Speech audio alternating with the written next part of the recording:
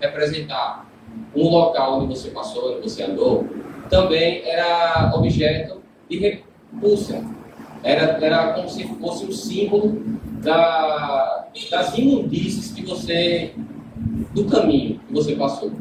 Então, até lembra aquela passagem que Cristo está com os seus discípulos no santuário, na hora da Santa Ceia, esqueci o nome do local, mas tudo bem. Está ali diante para fazer a Santa Ceia e está um esperando pelo outro para fazer a lavagem dos pés, que era uma lavagem cerimonial. Eram as boas-vindas que se dava ao viajante cansado, lavar os pés, limpar, purificar. Todos eles ficam esperando pelo outro. Por quê? Simples. Porque quem fazia aquilo era o mais baixo, era a mais baixa função. Então eles ficavam ali esperando um escravo para fazer aquela atividade. E um ficou esperando pelo outro.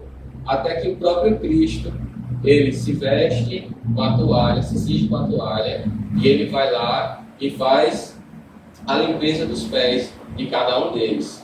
E é interessante que durante esse trabalho existe um diálogo entre Jesus e um dos seus apóstolos. Eu quero ler essa passagem para a gente poder meditar um pouco mais na palavra de Deus. Abra aí em João 13, versículo 4. A gente vai ler até o 10.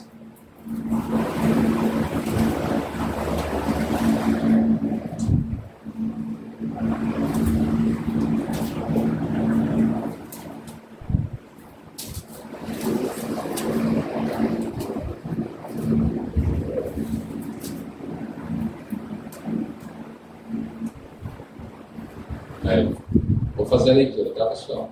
Todos acharam? Levantou-se da ceia, tirou a vestimenta de cima e, tomando uma toalha, cingiu-se com ela. Depois, deitou água na bacia e passou a lavar os pés aos discípulos e a enxugar-lhes com a toalha com que estava cingido. Aproximou-se, pois, de Simão Pedro, e este lhe disse: Senhor, tu me lavas os pés a mim? Respondeu-lhe Jesus: o que eu faço, não sabes agora, compreendendo-ás depois. Disse-lhe Pedro: nunca me lavarás os pés. Respondeu-lhe Jesus: se eu não te lavar, não tens parte comigo. Então Pedro lhes pediu: Senhor, não somente os pés, mas também as mãos e a cabeça. Declarou-lhe Jesus: quem já se banhou não necessita se lavar senão os pés, quanto ao mais está todo limpo. Ora, vocês estáis limpos, mas não todos. Então, mais uma vez, Pedro, na sua empolgação, ele sabendo do significado ofensivo, que era lavar os pés, que expulsão humilhante era aquela, ele repreende Cristo. Ele diz: não, Senhor, não faço eu não. Eu sou um pecador, eu sou injusto. O Senhor é justo, como é que o Senhor vai fazer isso? Só que Jesus dá uma lição para ele. Porque tem um ditado na Bíblia que muitas vezes ele é mal falado pelas pessoas. Qual é o ditado? Ditado popular que se baseia na Bíblia. É assim: os humilhados serão exaltados. Isso é bíblico, irmão? Não. Não é bíblico. Não é os humilhados serão exaltados. É os que se humilham. É os que se colocam na situação de humilhação que serão exaltados por Deus. É aquela pessoa que deixa de lado o orgulho, deixa de lado as vaidades e se coloca na função que Deus determina para ela. E isso foi o que Cristo quis ensinar a eles.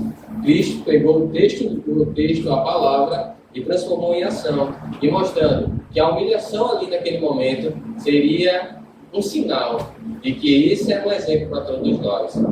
Muitas vezes, nós, seres criados, não queremos passar por situações humilhantes e ficamos revoltados quando alguém nos humilha.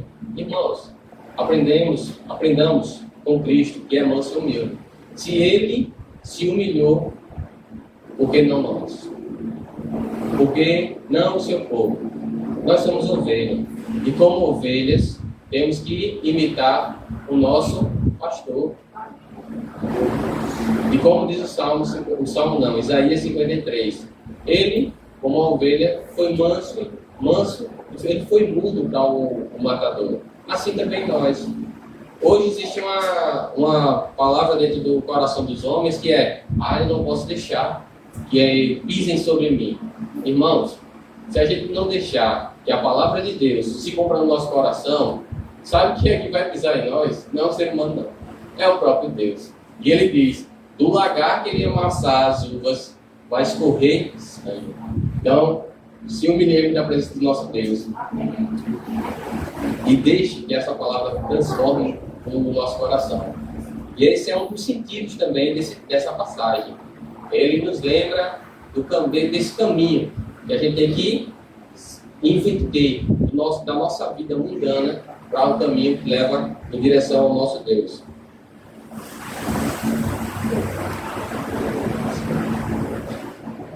O terceiro sentido do texto, a terceira lição que eu tiro, o terceiro princípio, o simbolismo da sandália, é de que na presença de Deus,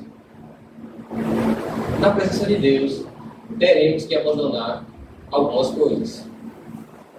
Na presença do nosso Deus, para andar com o nosso Deus, para estar diante do nosso Deus, tem muitas coisas da nossa vida que não poderemos estar com elas mais.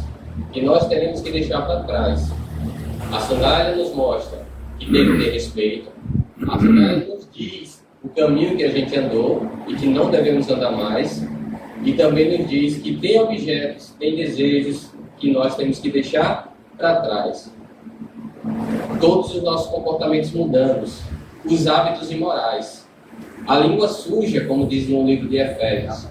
Eu meditava na minha tolice, assim que eu comecei a entrar na igreja, né? Rapaz, o cristão fala que a gente tem que ter um linguajar diferente. Nós não se tratamos como velho, nem cara, nem essas tecnologias do mundo. Aí quando eu li na lição da Escola Sabatina, acho que foi do mês passado, né, do semestre passado, que foi o livro de Efésios, lá ele falava sobre esse comportamento, a nosso jeito de falar tem que ser transformado, porque nós representamos o Deus Todo-Poderoso. Nós somos agentes dele nesse mundo. E a nossa fala, ela diz também muito do que nós representamos. Então, temos que abandonar as panelas do Egito. É uma coisa difícil para muito adventista. Nós temos a revelação que Deus deu através de Ellen White. E ela tem um livro sobre reforma alimentar. Quando eu entrei na igreja, como o primeiro amor é muito forte,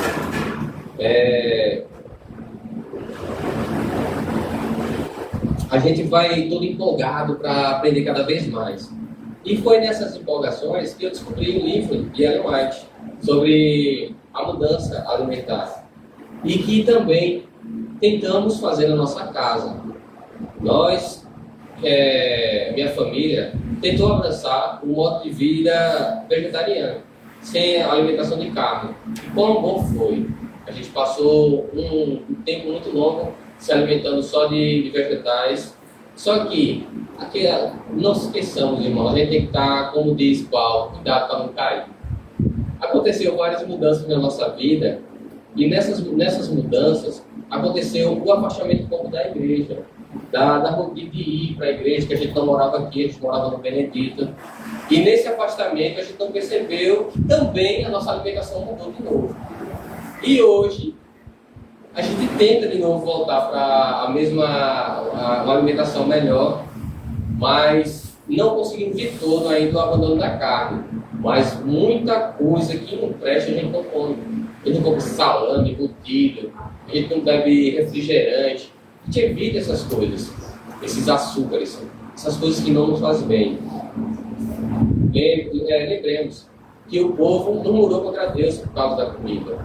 E a comida foi uma das primeiras tentações que Cristo passou no deserto. Então é importante, conversando com amigos que não professam a fé adventista, mas de outras denominações,